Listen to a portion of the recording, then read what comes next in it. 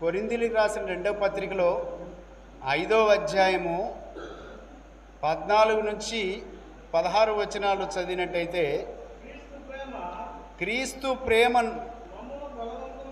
మమ్ములను బలవంతము చేయుచున్నది, ఏలయనగా అందరి కొరకు ఒకడు మృతి పొందెను కనుక అందరును ముందు పొందిదురనియు. అది కావాల్సింది 15వ వచనం, 5వ అధ్యాయం 15వ. జీవించువారు ఇక మీదట మనుషుల కొరకు కాదు,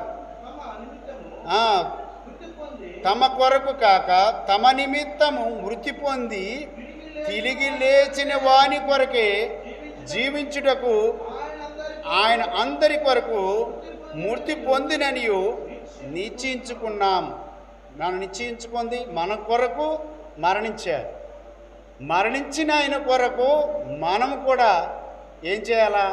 ఆయన యందు ఆనందం చూడాలి.